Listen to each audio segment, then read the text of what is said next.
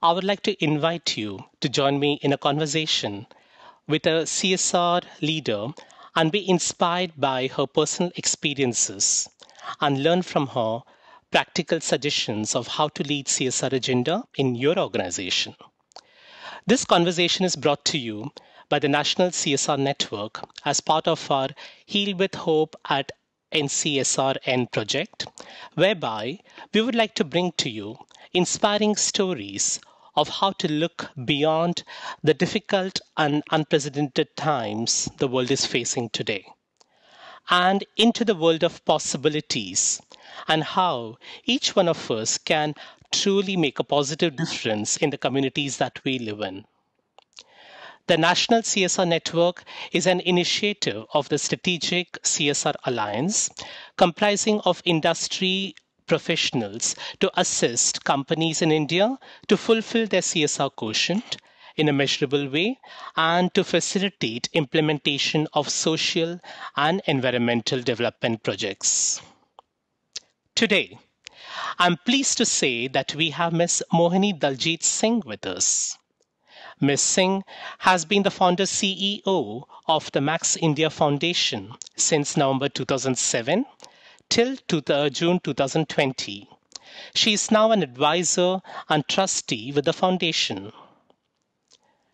A little bit about Ms. Singh. An army daughter and an army wife, Ms. Singh has traveled extensively and worked for the welfare of soldiers' families. She started her journey of social giving as a student, volunteering for Mother Teresa's home at Lucknow. As the CSR head of the Max India Foundation, Ms. Singh led from the front, impacting lives of more than 3.5 million underprivileged people on the healthcare platform. The foundation has been awarded nationally and internationally, and Ms. Singh has won several CSR awards, personally carving a niche for herself as a CSR leader. Ms. Singh, we are very glad to have you with us today. So, could you please share a little bit more about the Max India Foundation and the CSR areas that you currently work on?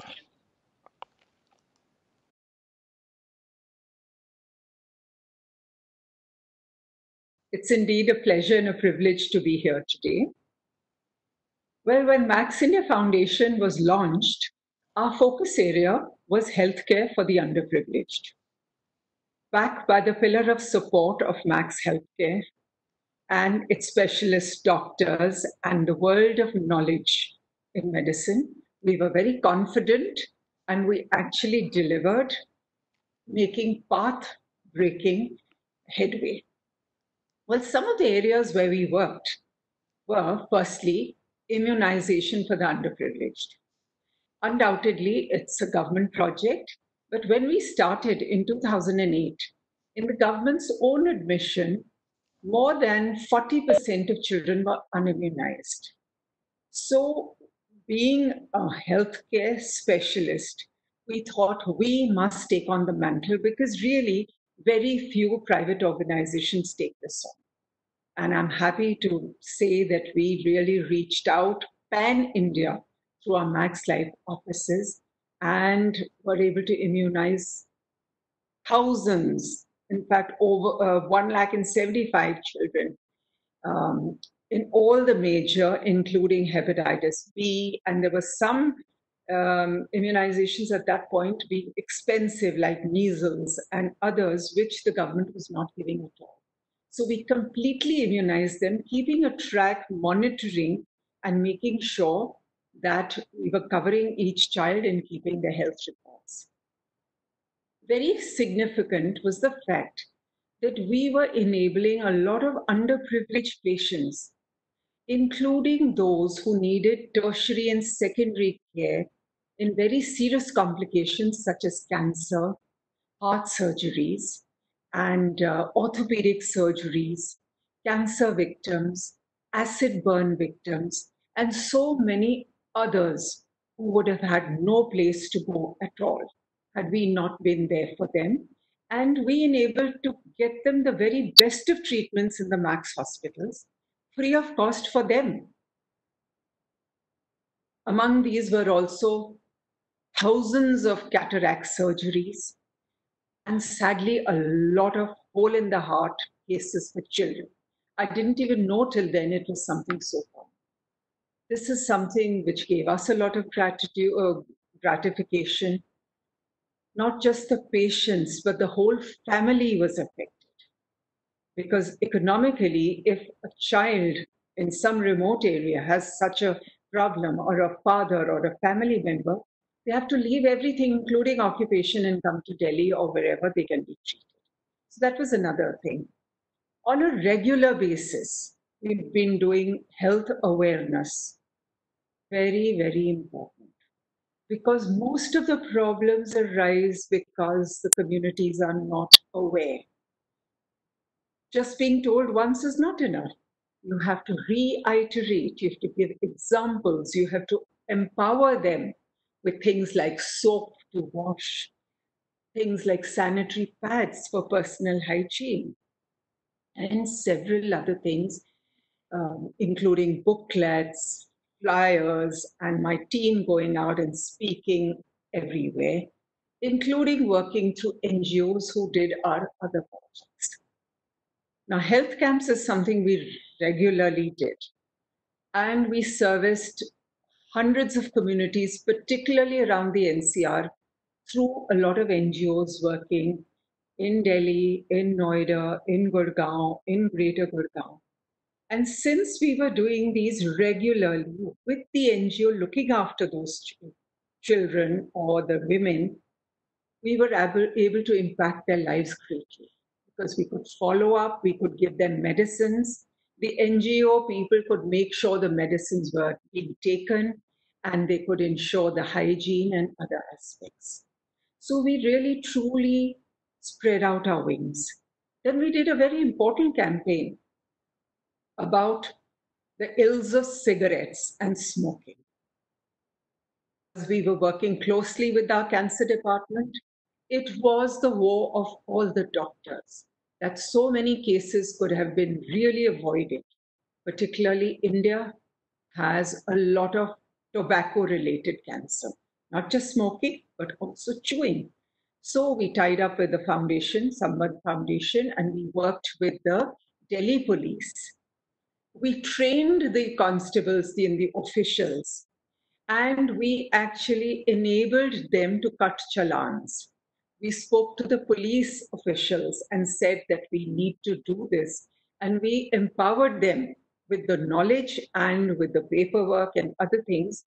So this became a huge movement, and we were able to put our posters near schools, near educational institutions, near the railway station, and a lot of other places. And this was another thing which had a lot of success for us. So similarly, even for breast cancer, we did awareness campaigns. We were able to screen a lot of women for cervical cancer. And I think I was supporting practically all the major NGOs working in the field of cancer in the NCR. So whether it was Can Support for palliative care, whether it was Can Kids for children with cancer, whether it was St. Jude's for boarding and lodging of children with cancer, whether it was Indian Cancer Society, and so many others. So that again gave us a reputation for being an NGO who really did and just didn't only talk and promise. Because we had all the healed people, all the people who had avoided disease. Now, an important thing is when you want to avoid disease, the environment is a very important issue. So we always did work on the environment. Underlying all our work was cleaning up the environment, was teaching people how to keep themselves clean.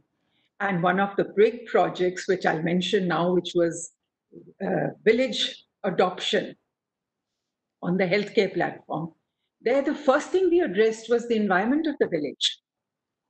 We arranged for the garbage to be disposed right from the homes. We gave them the means, we gave them dustbins, garbage bags. We taught the women to separate the garbage, bring it out. We bought a tractor trolley. We hired men who could remove the garbage from every house in the village. The villagers paid just 20 rupees per family. And then this was taken far away where it was disposed properly. And we had set up a garbage management project over there. So telling people all the time, our posters and our boards in the village all said, Swachh raho, swasth raho. If you are clean, if you are hygienic, you will be healthy. So with this in mind that have to address the environment, we did a lot of tree plantation, we did a lot of other related things, a lot of water conservation. We provided RO systems for the schools in the village we had adopted so that the children would drink clean drinking water and the parents would also understand the importance. And indeed, the absenteeism in the school came down because there was less disease, less dysentery. Similarly, we started a sanitary pad making project in the village where we put one of the villagers, one of the ladies who had been a beneficiary because we had helped her husband in his surgery. We put her in charge. And once in the place, she reacted and responded in a very responsible manner. And along with 5 other young ladies, they ran the center under supervision and they all made some money to augment their family income. They also felt very empowered and enlightened. Self-esteem is such an important thing for women, and we have kept that in mind whenever we do any of our projects. And we feel very, very gratified when we see this, that it really helps. Because, friends, at the end of the day, I believe it is the woman who's the nucleus of the family. If you teach her, if she's convinced, she pass all that knowledge to the family. And not only that, she's going to insist in whatever manner that the family follows it. Sometimes it's difficult, especially when the men in the family want to spend all their earnings on drinking instead of other things. But with our support, our motivation, encouragement, the women moved in the right direction. So that was one of the few things we did. But then I would like to tell you, having worked on the healthcare platform with more than 500 NGOs across the country. Now you may wonder, how can it be such a large number? Now I have to tell you that in every place that we did immunization, we didn't just go out onto the road and, ring a bell and say, come on, kids, get an injection today. No. We went through an NGO who was actually working with a group of children. We asked them to first start telling them. We got the parents on board. We got the NGO to give us a survey. They had to fill in data, the age of the child, if the child had got any other injection earlier in the village or town through the government, and if not. So on the basis of all this very solid data, we would decide what we could give them. And then keeping the cold chain in mind and everything else, we would execute it. And then the cards for immunization were kept with the NGOs so that it could come every time. Otherwise, the next month, the child would say, I don't know, it's lost. And these are so important for them through their life. So we worked with over 500, in fact, around 700 NGOs across the country. And so many of them were very close, people whom we supported on a monthly, on a quarterly basis, like those who did the cancer treatments and others whom we met off and on. But I have to tell you that wherever we went, I used to feel very happy when the feedback from most NGOs would be, ma'am, when we go to others, we have to keep going again and again. But with Max India Foundation, it's just once. It's either a yes or a no. And that is very true because that was our practice. That if there is a possibility to work with someone, after all, we know our focus areas, we know what we want to do, then it's a yes immediately because we want to get on with it. And if we can't, then sorry, but we'll try and connect you with someone who can. So that, friends, were continued till 2019, mid 2019. However, around that time, the Max group of companies went through a few changes. And in the interest of the Max India group, we divested our interest in Max Healthcare as we were moving ahead in some other directions. At that point, we decided to reinvent Max India Foundation as MIF 2.0.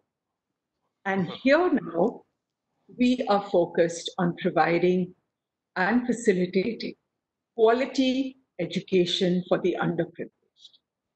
After all, we've always admitted and acknowledged that the two most pressing areas where we need to focus attention in our country to make that breakthrough for development is parallel health and education. Now we are focusing on education, on enlightening, on giving a better chance, giving everybody that platform which we as a nation must do. Let us give them that primary health and primary education which they must get.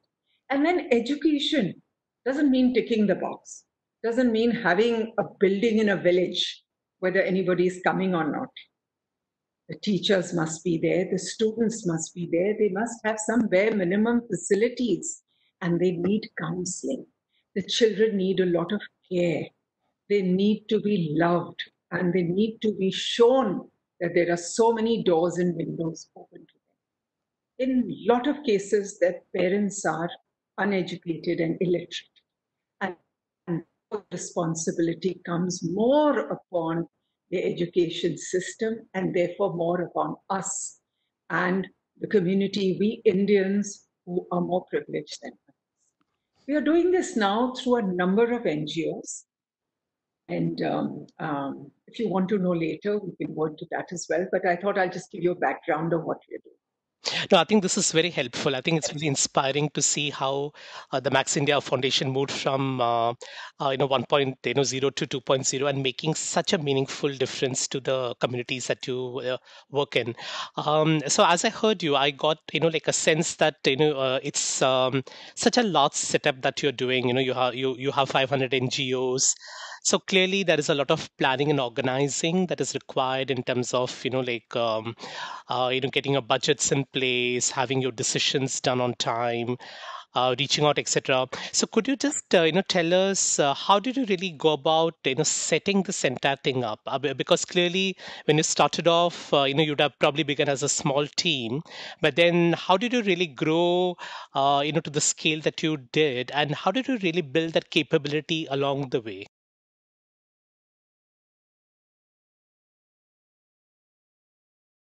A lot of people have actually remarked on this. So to be honest, I started alone, with, of course, my managing trustee as the guide. And then as we moved on, I got one person on board and then gradually another. It was a small organization. And Max India Incorporated also wasn't sure where we would go. We had started the foundation. Gradually, one or two more trustees came on board, some more came on board. And we really kept evolving, particularly in the first year.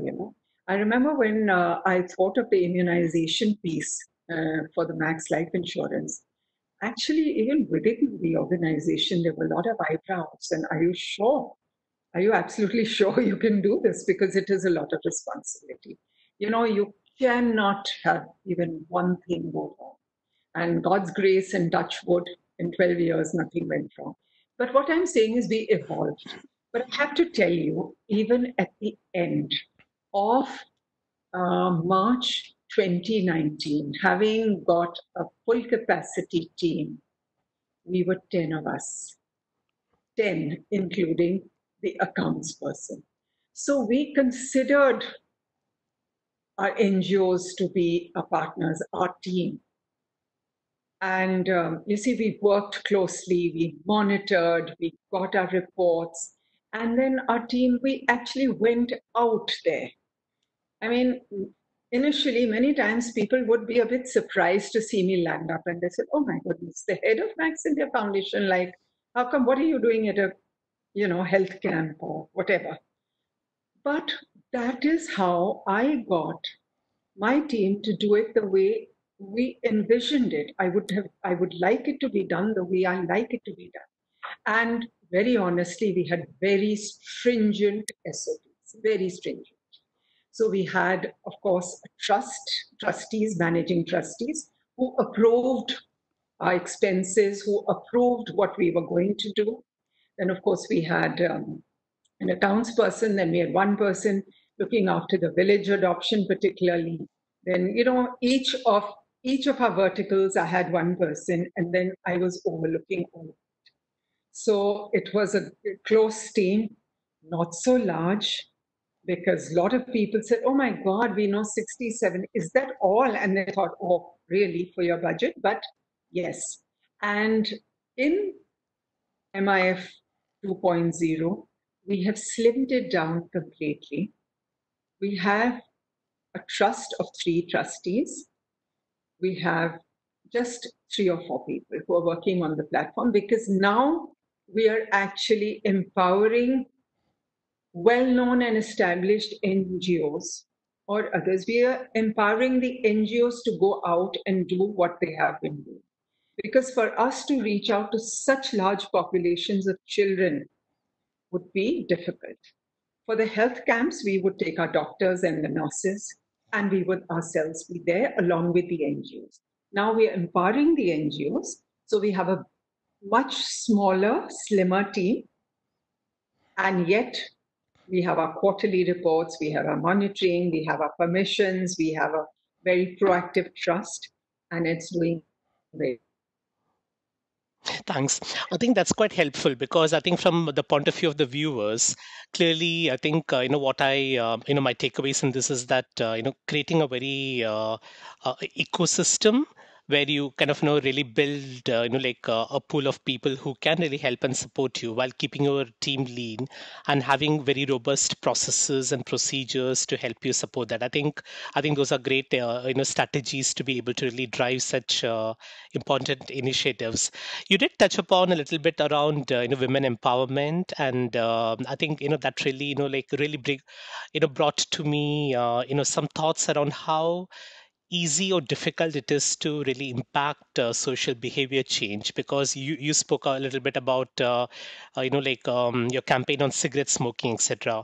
And I'm sure that when you were trying to bring about this change at a very grassroots level in the villages, about even simple things like hygiene, etc., I'm sure you would have probably faced a lot of resistance in driving some of your initiatives.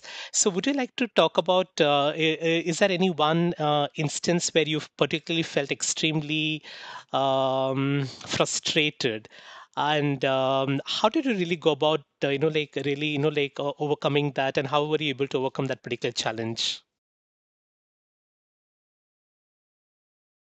It's very true that it's extremely difficult to get people to change their behavior, for them to see that things can be different.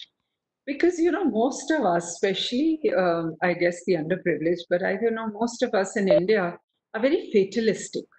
We think it's just our fate. I mean, if we are meant to be sitting here in this garbage heap, we are.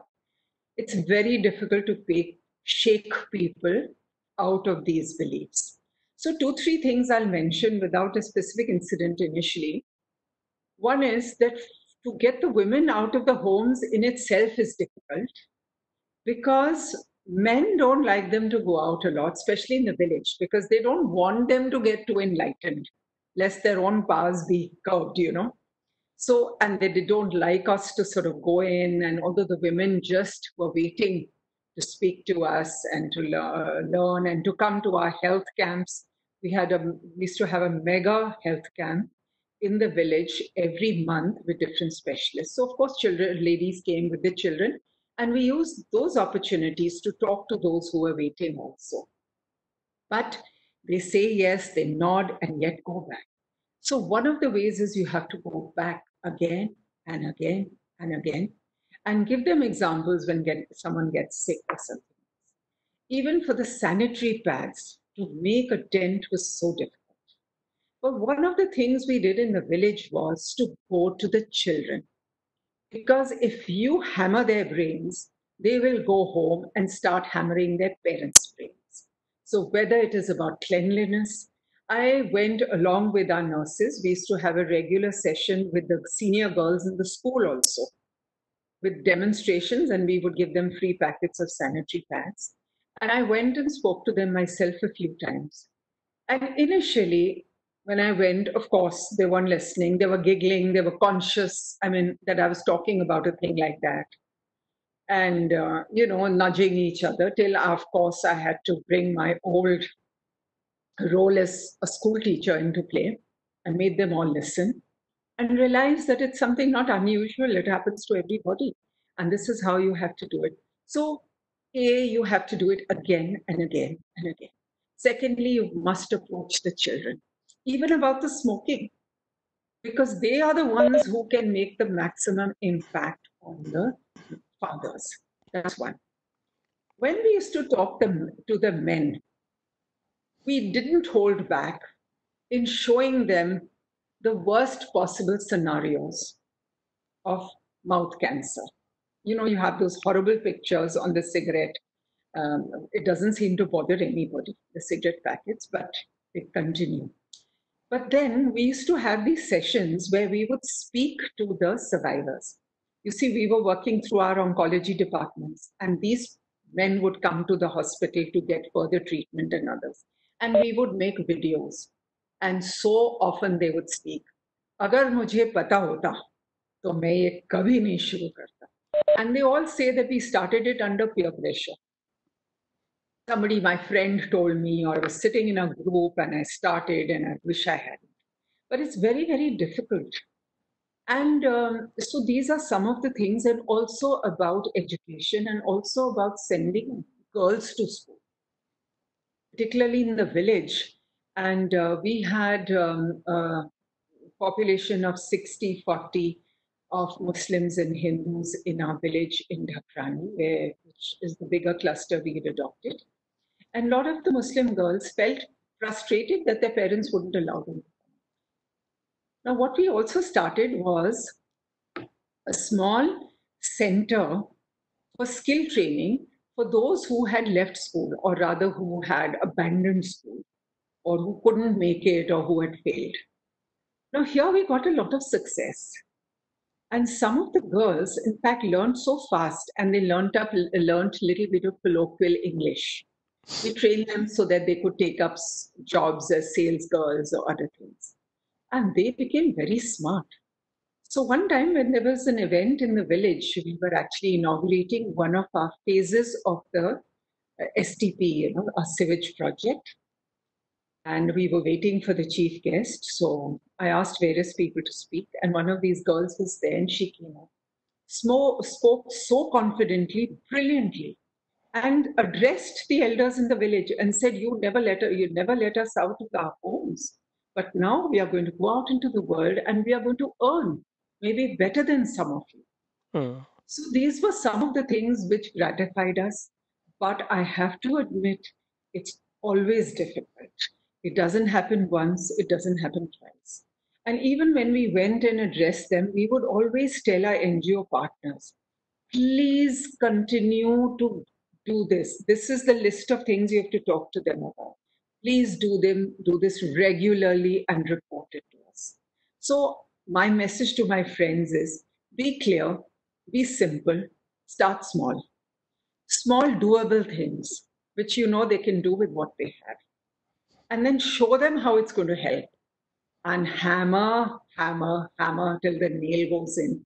You will find success at the end. Thank you so much, Ms. Singh. I think that's a good way to really also wrap up. Because I think our viewers have really benefited a lot from your experience. So thank you so much for sharing your personal wisdom. I think I could really hear some very inspirational stories and how it's important to persevere as long as you have the vision, as long as you have the direction that you're doing the right thing. Can I say a last word? Of course, you may. Okay. I just want to say something just to leave a thought with everybody that the first thing is communication.